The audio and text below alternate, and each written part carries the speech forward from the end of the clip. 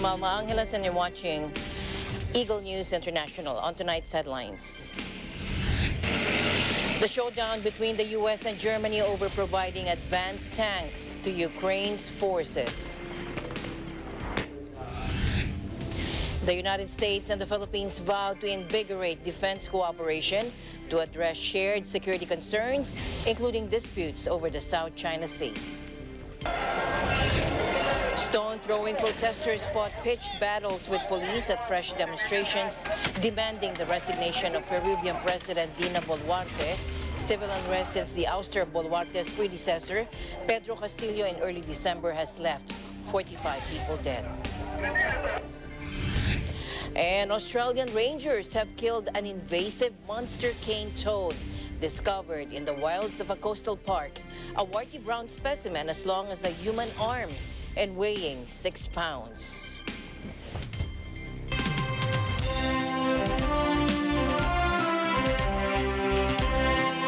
First in our news, fighting in Ukraine has slowed to a grinding slog, with limited advances by either side and heavy casualties suffered for small territorial gains. Take a look. Now, with Russian forces hardening their defenses, making it more difficult for Kiev's troops to gain ground, Ukraine's international supporters aim to help change the equation with the provision of armored vehicles that would aid new offensive operations. U.S. Undersecretary of Defense for Policy Colin Powell said this week that Moscow's troops are digging in, and they're digging trenches. They're putting this dragon's teeth, laying mines. They're really trying to fortify that flood, that forward line of troops. Mr. Kahl said advances are currently measured in city blocks or hundreds of meters, and that the aim is to enable Ukraine to change that dynamic with these kind of static defenses by being able to fire and maneuver through the use of more mechanized forces. Now, Washington pledged to provide 90 Stryker armored personnel carriers and 59 Bradley infantry fighting vehicles as part of a $2.5 billion aid package announced Thursday after promising 50 Bradleys last week. Germany has said it would donate about 40 Marder infantry fighting vehicles, Challenger 2s. Meanwhile, the U.S. and key allies met in Germany to make new commitments of military and economic aid. The timing of this contact group meeting is important because the CIA director recently made a secret trip to Kiev, and CNN reported that Director William Burns briefed President Zelensky on U.S. intelligence detailing Russia's plans to escalate its battle plan. Now, Defense Secretary Lloyd Austin said the U.S. and other countries have said they will give Kiev a large number of armored vehicles that would play an important role in new advances. But Ukrainian President Volodymyr Zelensky said there was no alternative but for the West to give Ukraine heavy tanks. Germany failed to commit its sought-after Leopard vehicles. Take a look. This isn't really about one single platform. And so our goal, and I think we've been fairly successful at doing this and bringing together capability, is to provide the capability that Ukraine needs to be successful in the near term. And so you've heard us talk about 2 battalions of Bradley infantry fighting vehicles, very capable platform. 3 battalions or brigades worth of Strykers. So you add that up, that's 2 brigades of combat power that the U.S. is providing, along with enablers and other things. So you look at Sweden providing a battalion of CV-90s, that's an armored personnel carrier. The Germans are providing Martyrs. The Poles are providing a battalion's worth of mechanized capability. You heard the chairman highlight 4 battalions of artillery, mechanized artillery that's being provided. So this is a very, very capable package, and they, if employed properly, it will enable them to be successful. You heard us talk about training, additional training that we're going to do. This is something that we haven't been able to do in the past. So, as we speak, troops are being linked up with Bradley infantry fighting vehicles, and you heard the German Minister of Defense say that they've not made a decision on Leopards. So. And also talk about the possible delivery of Leopard tanks. And first of all, I have to say it very clearly. We don't have the same opinion. The impression sometimes given that there is a united coalition and that Germany is standing in the way is wrong. There are many allies who say that they share the view that I have stated again here today. There are good reasons for the delivery of tanks and good reasons against. It is also clear that we will avoid that this is becoming a war between Russia and NATO. I think this is something which is also the view of the Ukrainians, as far as I understand with all my talks. The war started by Russia does not allow delays. And I can thank you hundreds of times, and it will be absolutely just and fair given all that we have already done. But hundreds of thank you are not hundreds of tanks. Time must become our common weapon. Just like air defense and artillery, armored vehicles and tanks. The supply of Ukraine with air defense systems must outpace Russia's next missile attacks. The supplies of Western tanks must outpace another invasion of Russian tanks. Now, it was hoped that the summit in Germany would lead to a decision to provide tanks to Ukraine. It didn't happen because Germany is very reluctant to either send its own Leopard tanks to Ukraine or to allow other NATO allies who use those German-made tanks to send them to Ukraine. Germany has been very wary about escalating the confrontation with Russia.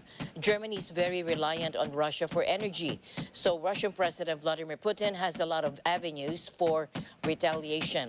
Chancellor Olaf Scholz told U.S. congressmen in Davos this week that Germany would supply tanks to Ukraine if the United States did too.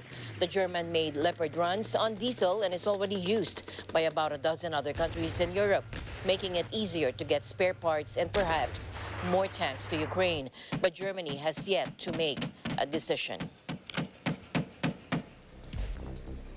Meanwhile, today the U.S. is sanctioning members of a Russian private security firm, the Wagner Group. It recruits prisoners for frontline duty in Ukraine and is proving more effective than the regular Russian army. Take a look. As we have said publicly, North Korea delivered infantry rockets and missiles into Russia for use by Wagner toward the end of last year.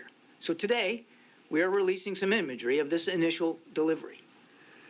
This imagery shows that on November 18th, 5 Russian rail cars traveled from Russia to North Korea. On the next day, November 19th, North Korea loaded those rail cars with shipping containers, and the train returned to Russia. Now, with these actions, and there will be more to come, our message to any company that is considering providing support to Wagner is simply this. Wagner is a criminal organization that is committing widespread atrocities and human rights abuses. And we will work relentlessly to identify, disrupt, expose, and target those who are assisting Wagner. Now, White House National Security spokesman John Kirby said Wagner, controlled by Yevgeny Prigozhin, as you can see here. He's a businessman close to President Vladimir Putin and has about 50,000 fighters in Ukraine, 80% of them drawn from prisons.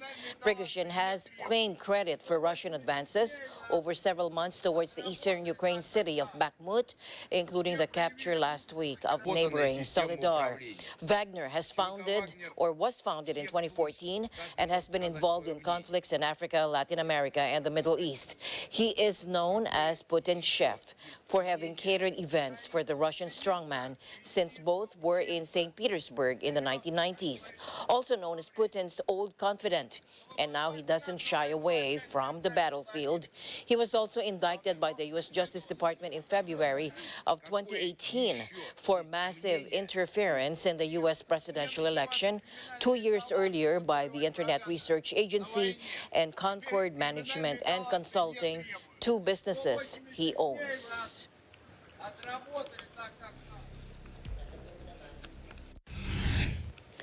Meanwhile, the U.S. Coast Guard monitored a Russian intelligence ship that sailed near the coast of Hawaii last week. The service announced Wednesday night. According to the USNI News, the vessel was identified as Vishnya-class intelligence ship Karelia, according to the January 11 video released by the Coast Guard. In a news release issued on Wednesday, meanwhile, the Coast Guard noted that the international laws allow foreign military vessels to travel freely through the U.S. Economic Exclusive Zone, which designates portions of the Atlantic and Pacific Oceans where the U.S. and other coastal nations have control over natural resources, according to the National Oceanic and Atmospheric Administration. But foreign-flagged military vessels, conceivably like the Russian ship under surveillance near Hawaii, have often been observed operating and loitering in that particular area, according to the Coast Guard. Now, the Pentagon said U.S. Indo-Pacific Command is monitoring these Russian vessels operating in international waters in the Western Pacific. Now, U.S. elder statesman Henry Kissinger said that Russia's invasion shows there's no longer a point to keeping Ukraine out of NATO, the long-held aspiration of Kiev that he had opposed. The 99-year-old statesman said the destruction of Russia as a state that can pursue its own policies will open up the vast area of its 11 time zones to internal conflict and to outside intervention at the time where there are 15,000 and more nuclear weapons in its territory. Take a look. Before this war, I was opposed to membership of Ukraine in NATO because I feared that it would start exactly the process that we are seeing now. Now that this process has reached this level, the idea of a neutral Ukraine under these conditions is no longer meaningful. The United States has supported Ukrainian resistance, should continue to support, and if necessary, intensify its military support until the ceasefire line is either reached or accepted in some preliminary discussions. And another purpose of this is to keep the war from becoming a war against Russia itself, to give Russia an opportunity to rejoin an international system. This may seem very hollow to nations that have been under Russian pressure for much of the post-war period, but the new conditions that I have described may cause Russia to reevaluate its historic position, which was an amalgam of an attraction to the culture of Europe and a fear of domination by Europe, because the destruction of Russia as a state that can pursue its own policies will open up the vast area of its 11 time zones to internal conflict and to outside intervention at the time when there are 15,000 and more nuclear weapons on its territory.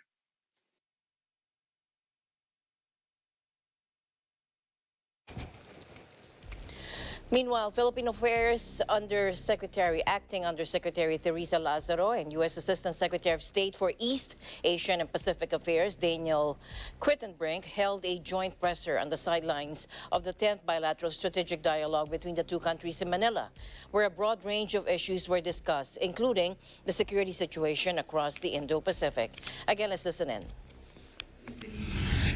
It comes to issues related to EDCA and the Mutual Defense Treaty.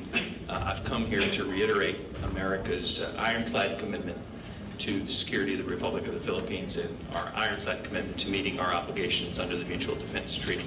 I don't think we need additional new agreements to carry out our commitment to the Republic of the Philippines under the Mutual Defense Treaty. And again, those commitments apply to Philippine armed forces in the South China Sea. I don't think we need a new agreement because every day the United States and the Philippines are working together to enhance the capabilities of the Philippines Coast Guard and the armed forces of the Philippines, to coordinate on our like-minded diplomacy designed to support international law, peaceful resolution of disputes, and support freedom of navigation and freedom of upward flight. So we did note concerns about the situation across the Taiwan Strait. I think that's a matter that's well understood by people across the region and across the world, and it's perfectly natural as partners to comment on the situation there. But I would also say that was one of a broad range of issues in our two-day result of the security situation across the Indo-Pacific. The Philippines and the United States are in a very good place now, and we are determined to bring that relationship to even greater heights. We agreed on several important initiatives that demonstrate our unwavering commitment to our alliance and partnership. To Peru now, where stone-throwing protesters fought pitched battles with police at fresh demonstrations demanding the resignation of Peruvian President Dina Boluarte. Take a look.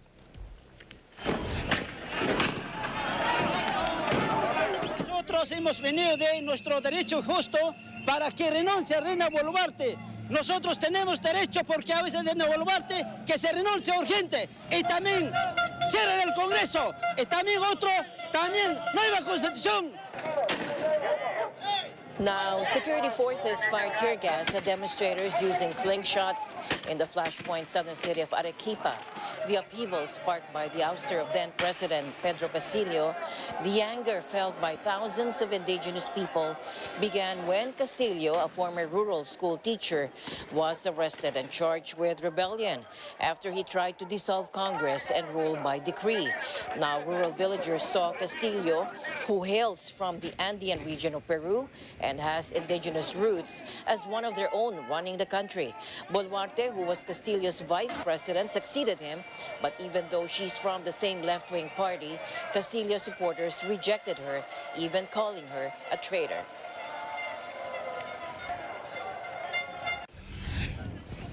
Meanwhile, an Israeli civilian shot dead a Palestinian Saturday at a settler farm in the occupied West Bank after an attempted stabbing, according to the military, the latest incident as violence surges in the territory. An assailant tried to knife an Israeli civilian during the attempted stabbing attack at SDA Ephraim farm northwest of Ramallah, it said. An AFP photographer saw Israeli forces even preventing a Palestinian ambulance from accessing the site. According to Israeli anti-settlement movement Peace Now, the farm is known as a wildcat settlement, an outpost not recognized by Israel.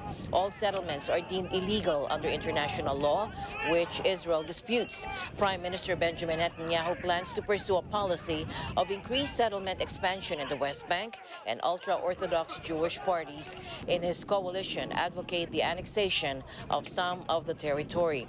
The shooting brings to 18 the number of Palestinians killed so far this month in the West Bank, according to an AFP tally, which includes militants and civilians. Now, police have arrested a mafia boss, Mateo Messina Denaro, after 30 years of manhunt. Denaro is one of Europe's most wanted men. Our correspondent from Italy, Mia San Vicente, reports from Rome. Italian anti-mafia police caught Sicilian fugitive godfather Matteo Messina Denaro on Monday, ending a 30-year manhunt for Italy's most wanted mobster. The 60-year-old was arrested after visiting a health clinic in the Sicilian capital Palermo, where he was being treated for colon cancer. Oggi, 16 gennaio 2023, I carabinieri del ROS del GIS e dei comandi territoriali della Regione Sicilia nell'ambito delle indagini coordinate dalla Procura della Repubblica di Palermo hanno tratto in arresto il latitante Matteo Messina Denaro all'interno di una struttura sanitaria dove si era recato per sottoporsi a delle terapie cliniche. In 2015, police discovered he was communicating with his closest collaborators via the Pizzini system, where tiny, folded paper notes were left under a rock at a farm in Sicily. Messina Denaro had been #1 on Italy's most wanted list, but the only known photo of him dated back to the early 1990s. Among other crimes, Messina Denaro was convicted in absentia of being behind the 1993 bombings in Rome, Milan, and Florence that killed 10 people. He was also convicted for the murder of a teenager who was strangled and dissolved in acid after his father turned state witness. According to anti-mafia investigators, he had been an active boss for the Trapani region beyond his territory, including in the resolution of disputes and top mafia appointments. He was well-dressed and sported an expensive watch when he was arrested. He was then transported by military helicopter to the central eastern region of Abruzzo, where officials said he would be jailed in the high-security prison in L'Aquila. Italian Prime Minister Giorgia Meloni hailed the great victory against the most significant mafia boss and immediately headed to Palermo to congratulate officials in person. Prime Minister Giorgia Meloni said Messina Denaro was the most significant mafia boss, and his arrest in his native Sicily was a great victory for the state in its war against organized crime. Per me questo giorno rappresenta la fine di Cosa Nostra. Finalmente si è chiuso un ciclo. Ieri, non a caso, era i 30 anni dell'arresto di Rina, oggi l'arresto di Messina Denaro. La mafia è finita, la vecchia mafia è finita, la vecchia mafia stragista che ha messo a terra questo paese. Reporting from Rome, Italy, this is Mia San Vicente Abad, reminding you to stay alert because we live in extraordinary times. Thank you, Mia. Meanwhile, police said fugitive mafia mobster Matteo Messina Denaro had a poster of the classic movie The Godfather on the wall of his secret bunker. Denaro is said to idolize the Oscar-winning blockbuster that starred Marlon Brando, take a look, as the boss of an Italo-American crime family based on Denaro's Cosa Nostra Mafia.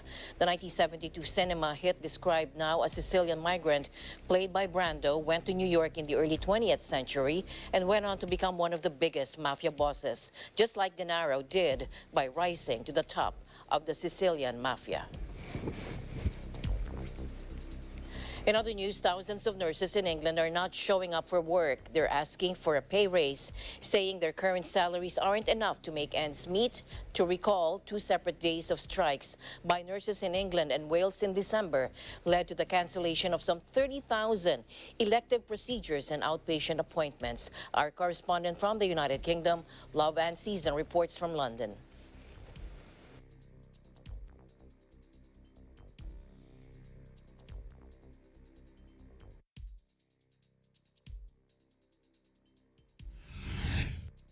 Yes, thanks, Alma. Well, it's clear that it's a busy battle between nurses and the government, and they're not the only ones. But I'm going to concentrate on these fresh strikes these past days.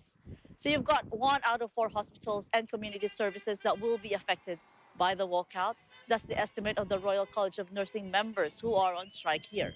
It comes after, like you said, 2 days of strike before December 25th and the pay dispute. The first in the history or the century. As required under the trade union laws, there are emergency provisions. Emergency care will be provided during these walkouts, 8 a.m. local time and 2000 hours. But it will mean that services will just be chemotherapy, kidney dialysis, and intensive care will be provided. The Royal College of Nursing has agreed that emergency care will not be affected, but across the trust, 2/3 of non-urgent operations have been cancelled and about 1 in 5 outpatients appointments. During the last month's actions, we saw that thousands of treatments and equipment had to be rescheduled.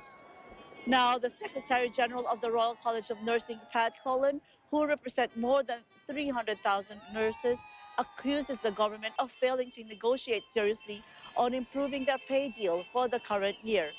And they say that this is crucial given the economic situation. I think there needs to be more incentives to have nurses because it's such a tough job at the moment. It's very obvious it's a tough job. That why would you go into it as someone who's been a nurse for 10 years? If I was to retrain today, I wouldn't be a nurse. It's something I used to love, and that's really sad. It's more trouble than it's worth at the moment, and I can see why a lot of nurses are leaving, and I can see why a lot of nurses will continue to leave. But we don't want to do this. This is the last thing we want to do because, as I said, we're caring people. We know A&E's probably struggling today. But we have to make a point, we have to make a stand at some point, and hopefully something can happen, you know? Ms. Pat Cullen said patients aren't dying because nurses are striking. Nurses are striking because people are dying, she says. And that's how severe things are in an NHS that's absolutely in crisis. So those are real problems here because there's a stalemate in negotiations. In fact, Conservative Prime Minister Rishi Sunak has insisted recession-hit Britain cannot afford to reopen public sector pay already set for this fiscal year, which ends on March 31st. I've always been very clear in expressing my gratitude and admiration for our NHS workers and indeed our public sector workers across the world for the job that they do. I've acknowledged that it is difficult. It's difficult for everybody because inflation is where it is, and the best way to help them and to help everyone else in the country is for us to get a grip and reduce inflation as quickly as possible. And we need to make sure that the decisions that we make can bring about that outcome. Because if we get it wrong and we're still dealing with high inflation in a year's time, that's not going to help anybody. I don't want to see that. I want to see things get back to normal. And that's why having an independent pay process is an important part of us making those decisions and getting them correct, and that's why we've accepted those recommendations in full. What I want to see is, the NHS that is able to focus on reducing the backlogs, improving the quality and timeliness of care that people are getting. That's why we've put billions of pounds of extra funding into both the NHS and social care, as you mentioned in the autumn statement, in spite of the other difficult decisions that needed to be made. So I think that represents a clear commitment from the government to the importance of the NHS, making sure it's funded well, but we do need to make sure that money can actually now go and deliver for patients. The RCN has asked 5% raise above the retail price index, a rise of 5% above inflation. So after 13 years of Tory austerity, it's got to the point where the cuts in the service are affecting not just the wages of the staff, but they're also affecting living standards, patient death. And I think it's not just, we're here because we want a pay rise, but it isn't just about the money. It is about the working conditions that people are having to work through. And I think people genuinely have had enough. Steve Barclay, the health secretary, said on Wednesday that retrospective pay hikes for NHS staff for 2022 to 2023 were unaffordable. Further strikes are planned for February 6 and 7 by the Royal College of Nursing Union, which has said they will be at the highest intensity in its history. The GMB union, representing ambulance workers and paramedics in England and Wales, has announced 6 new dates for industrial action. Prime Minister Rishi Sunak said his government wanted a constructive dialogue with trade unions. Reporting from London, United Kingdom, this is Love and Season, and we'll live in extraordinary times.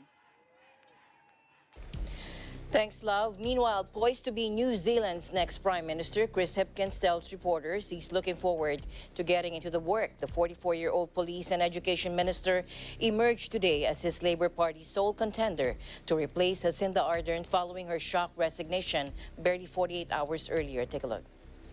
Leaving, because with such a privileged role comes responsibility. The responsibility to know when you are the right person to lead, and also when you are not. I know what this job takes, and I know that I no longer have enough in the tank to do it justice. It's that simple. I'm really looking forward to the job. I'm feeling energised and enthusiastic, and I'm looking forward to getting into the work. Jacinda Ardern has been an incredible Prime Minister for New Zealand. She was the leader that we needed at the time that we needed it.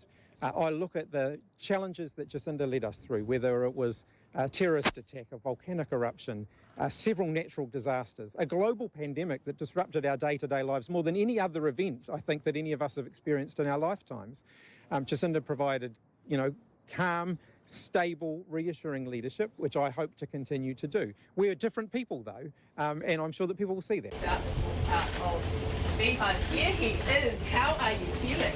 Hi, Kia ora. Good morning. We'll talk about that in a minute. Let's get over here and we can get started. Was there anyone that... In tonight's other news, Alec Baldwin is to be charged with involuntary manslaughter over the accidental shooting of a cinematographer on the set of the low-budget Western Rust. According to a prosecutor, Baldwin, 64, has repeatedly said he was told by the crew that the gun was not loaded. Let's take a look back.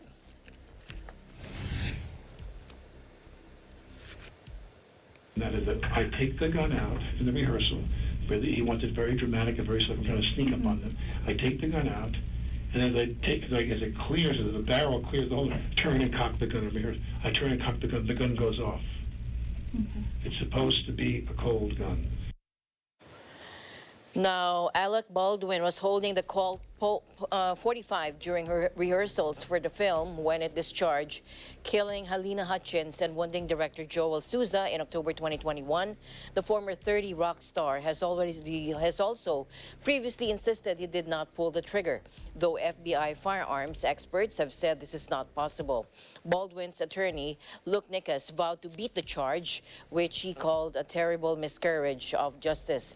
New Mexico First Judicial District Attorney Mary Carmack Altwies announced that the film's armorer, Hannah Gutierrez-Reed, who was responsible for the weapon, will also be charged with the same crime.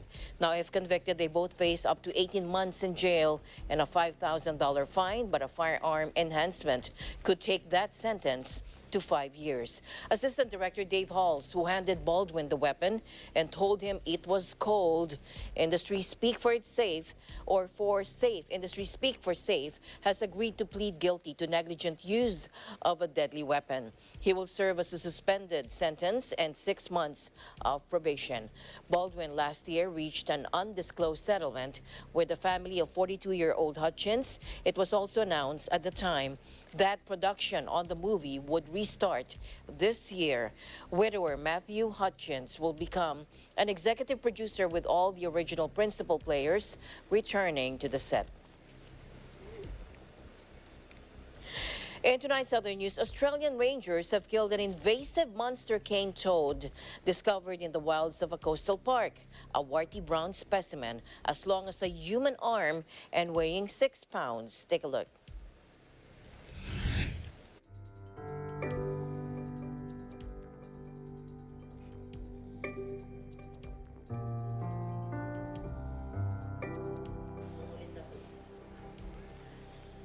Now, the toad was spotted after a snake slithering across a track forced wildlife workers to stop as they were driving in Queensland Conway National Park.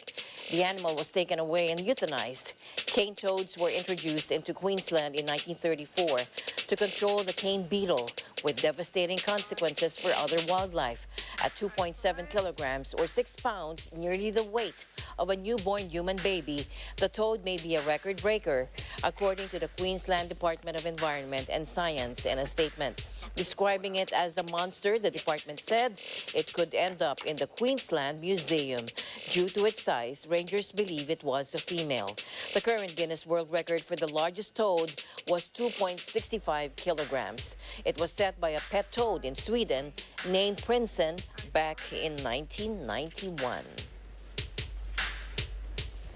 And then let's take a look at other stories around the globe. Here's our correspondent at large, Thomas Likeness.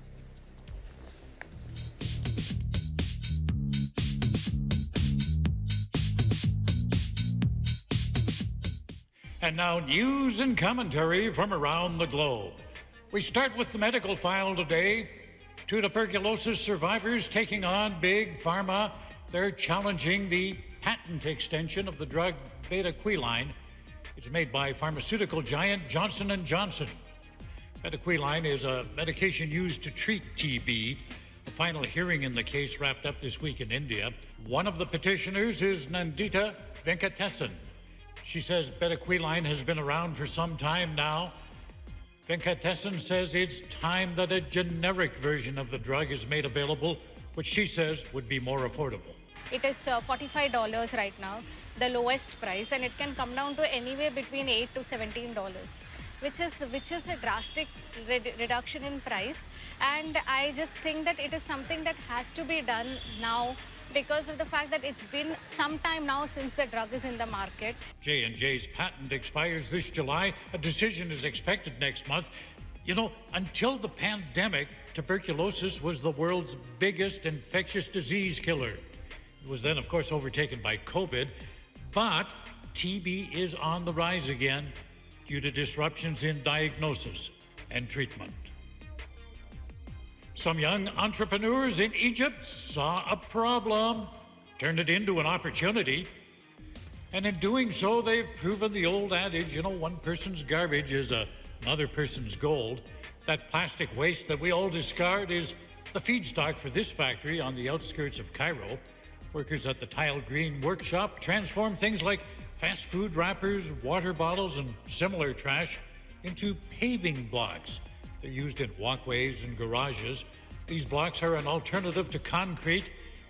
After it is collected, the plastic waste is shredded, mixed with some other materials. And then, under high heat, it is pressure molded into interlocking blocks. The finished product. Farmers worldwide are always at the mercy of the forces of nature. In Argentina, drought is threatening this year's harvest. The South American country has suffered through 3 years of drought. These fields you see here on the screen, well, they're as dry as a dog biscuit. Nothing can grow without moisture. Soybean yields are half of what they normally are, and that will have a severe effect on the economy. Exports will be reduced. As well, domestic supplies are down. And this is not good news for a country that's been dealing with raging inflation and an economic crisis. And here's the story of a man who was lost at sea for nearly a month. And this is how he survived. Elvis Francois is from the Dominican Republic. He says a bottle of ketchup kept him alive for the 24 days that he was adrift in the Caribbean Sea. The ordeal ended when he spotted a Colombian Navy ship and signaled it with a mirror that he had. The Navy vessel and a merchant ship rushed to rescue him. He's reported in good health. But how did he end up in this mess? Well, last month, Francois was repairing a sailboat on the island of St. Martin. It's in the West Indies. He was swept overboard by bad weather. Now he finds himself adrift in this sailboat.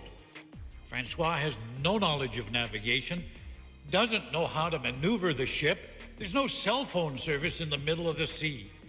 He's completely lost. So, Francois, what was going through your mind in this situation? 24 days, no land, nobody to talk to, don't know what to do, don't know where you are. It was rough. A certain time I lose hope. I think about my family. The only rations he had were that bottle of ketchup, some garlic powder, and bouillon cubes. He mixed them with water to survive. And I leave you today with these images from the sea. Japanese divers shot this video of a 2.5-meter giant squid. It was off the coast of that country. These creatures are known to live in the waters around Japan. Occasionally, they wash ashore. However, seeing them alive in the wild, well, that's pretty rare. A truly amazing creature. I'll be back in 7 days, and in the meantime, I wish you all peace, joy, and happiness in the ensuing week. Thomas I. Likeness, correspondent at large, Eagle News. We live in extraordinary times. Thanks, Thomas. We'll take a short break. We'll be right back.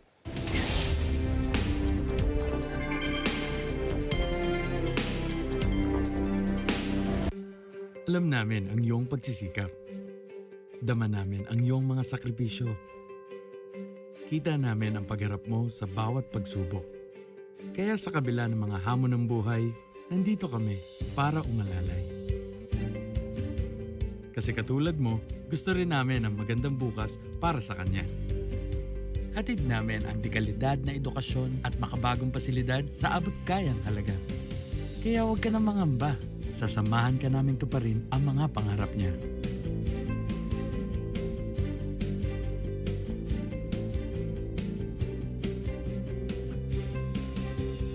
Maaasahan mong sulit dito ang mga pinagsikapan mo. Sa aming mga makabagong pasilidad at sistema ng edukasyon. Mailalabas natin ang aking talino at mga kakayahan niya. Kahit sa munting halaga, makakasiguro ka na makakasabay siya sa mabilis na pag-ikot ng mundo. Sa new era, karamay mo kami sa bawat hamon. Kaagapay mo kami sa bawat hakbang. Kasama mo kami sa bawat ngiti at tagumpay.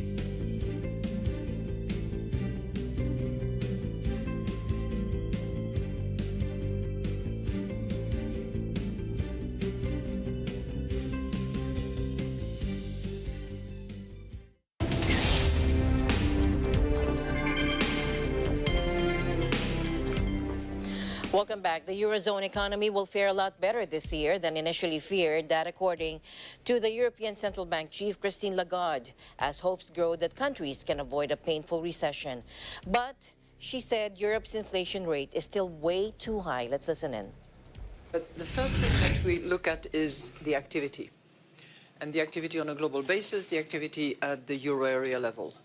And I agree with you that the news have become much more positive in the last few weeks. We look at that, and what we are seeing at the moment is clearly an activity that is declining compared with an excellent 2022, where growth was 3.4, to a growth projections that we have for 23 of 0.5. So it's not a brilliant year, but it is a lot better than what we had feared. So we start with that. So on inflation, we have way too high numbers, and inflation, by all accounts, however you look at it, is way too high.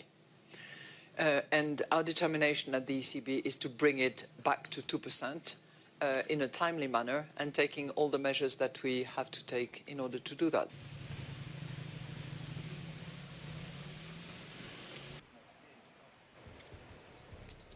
Still in Davos, Switzerland, the managing director of the International Monetary Fund has urged the international community to stay realistic about the prospects of an economic recovery.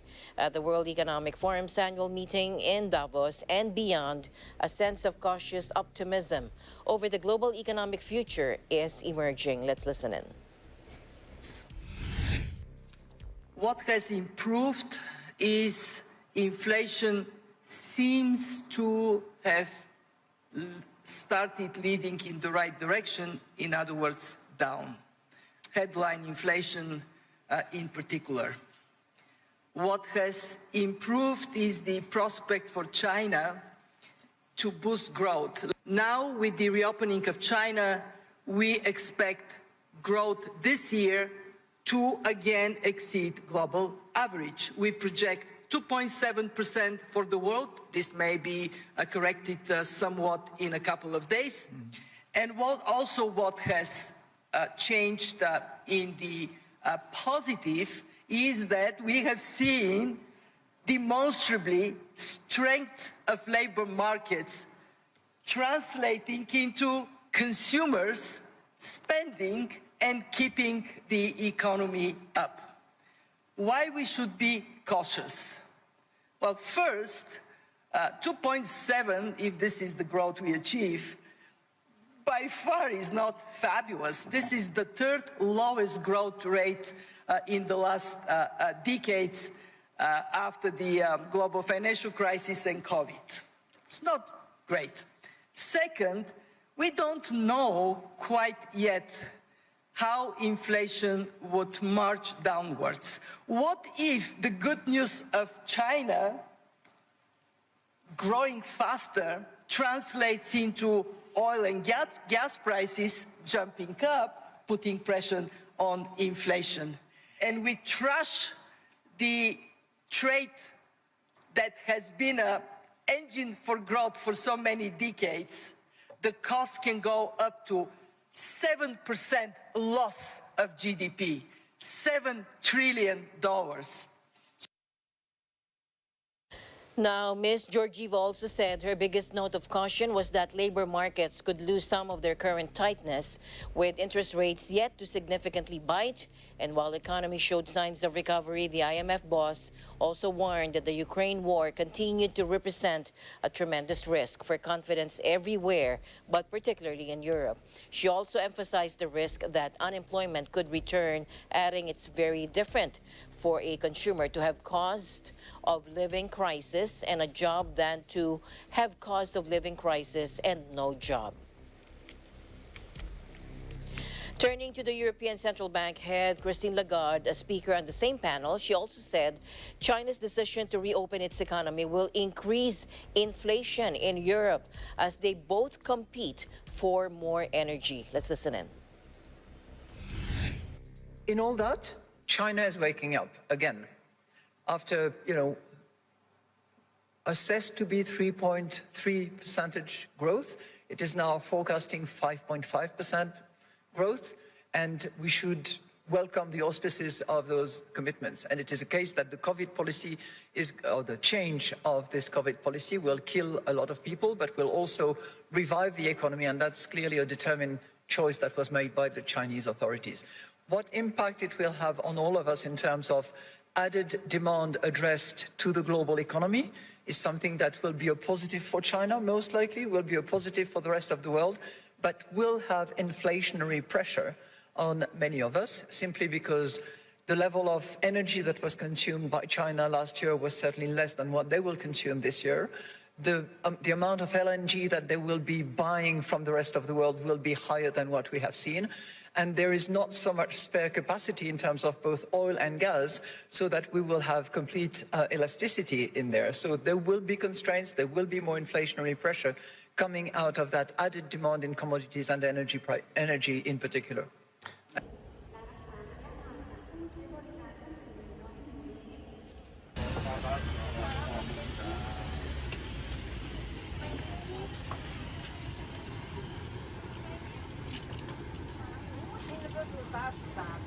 Meanwhile, economist Larry Summers shared what he believes are the world's biggest near-term risks during this CNBC-moderated panel on the last day of the World Economic Forum in Davos. Mr. Summers said his top concerns were a resurgence of inflation because of a loss of central bank credibility, among others. Take a look.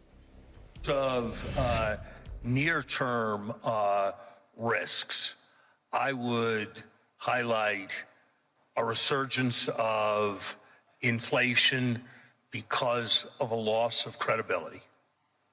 I would highlight what nobody has talked about, the possibility that the virus evolves again.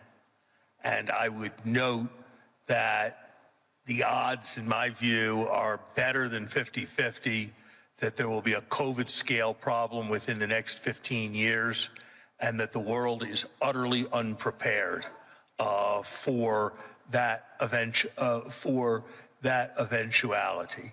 Okay. I would stress that there is a lot of debt in a lot of places, and that if it proves necessary for interest rates to rise more than is currently anticipated, there may well be a need for financial firefighting domestically and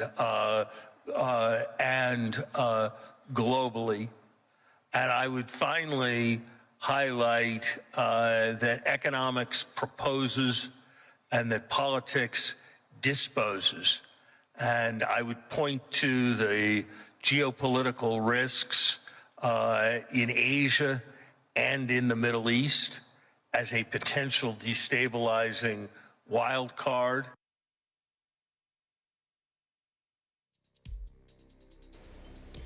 Meanwhile, President Bongbong Marcos arrived home today after a 6-day visit to Switzerland. The president attended the World Economic Forum in Davos and met with business leaders on the sidelines of the event to persuade them to invest in the Philippines. Here's more. Economic and I am pleased with the progress we have made during our crucial participation in the World Economic Forum, a truly global multi-stakeholder platform. The trip has yielded beneficial outcomes relative to new trade and investment opportunities and key partnerships forged to support our development program, a better appreciation for Filipino workers and professionals, and the promise of increased levels of cooperation with various countries around the world. You will notice, of course, that Secretary Ben Jokno and Secretary Arce Balisacan are not with us as they had remained to for follow-up meetings that were not scheduled but had become scheduled after we had met with the different economic leaders and political leaders in Davos. I took the opportunity as well to consult with our friends and partners in Davos on the Sovereign Wealth Fund as a means for us to diversify our income sources to generate various welfare effects to the Filipino people, while recognizing that this is a collaborative work with experts and our lawmakers so that its final form is what we intend to be. And that discussion about the Sovereign Wealth Fund, the Maharlika Fund, was an interactive one, wherein not only did we present our ideas on what the fund should look like, but we asked them, what do you think would be most advantageous for the Philippines so as to allow the potential investments that you are thinking about bringing to the Philippines, and how the fund would be best designed to service that investment. In tonight's other news, Google's parent company Alphabet announced it will cut about 12,000 jobs globally. It cited a hanging or a changing economic reality as it became the latest U.S. tech giant to enact large-scale restructuring. Take a look. Alphabet employed nearly 187,000 workers worldwide at the end of September 2022. Now, the cuts represent a little over 6% of its total workforce. The layoffs come a day after Microsoft said it would reduce staff numbers by 10,000 in the coming months, following similar cuts by Facebook owner Meta, Amazon, and Twitter as the tech sector girds for economic downturn. Over the past 2 years, we have seen periods of dramatic growth, according to Alphabet CEO Sundar Pichai in an email to employees. Now, he said to match and fuel that growth, we hired for a different economic reality than the one we face today. Now, Wall Street welcomed the cuts. Alphabet shares rose by 3.5% in electronic trading before the stock market opened. Analysts have said tech's big guns had previously overspent, not seeing a slowdown on the horizon. Pichai announced severance packages for U.S. employees who will receive at least 16 weeks of salary, their 2022 bonus, paid vacations, and 6 months of health coverage. And a weekend festival convention celebrates all things anime, manga, video games, and fandom. Reporting from Los Angeles, here's Eva and Alan Basilaje. Anime and cosplay converge at Anime Impulse Los Angeles, presented by Toyota. Packing convention halls, fans eagerly scoop up merchandise and, quoting one of the guests, look to connect with fellow nerds. Anime is appealing because it's kind of a fun escape from reality. It's like stressful going to work, going to school.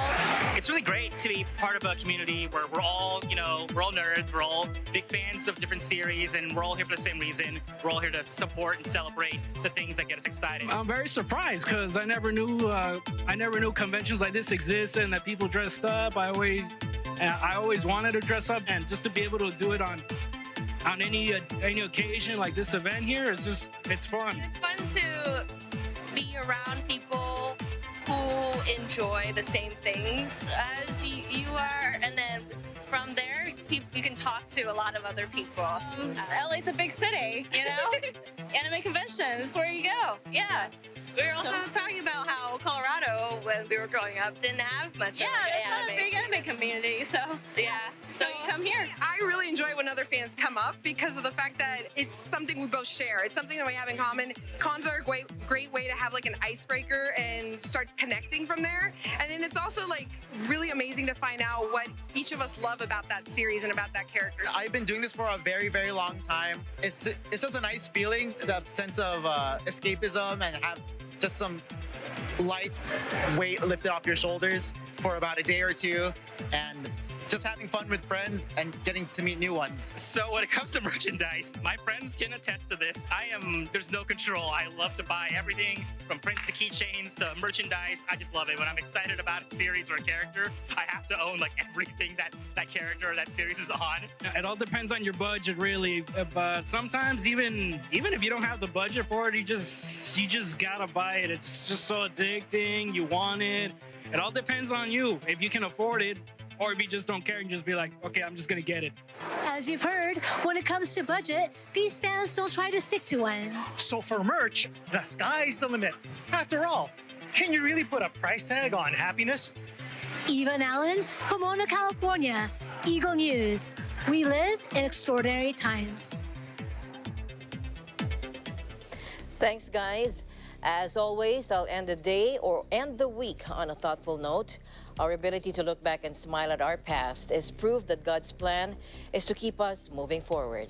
This has been Eagle News International. I'm Alma Angeles. Stay alert, stay informed, because we live in extraordinary times. Good night.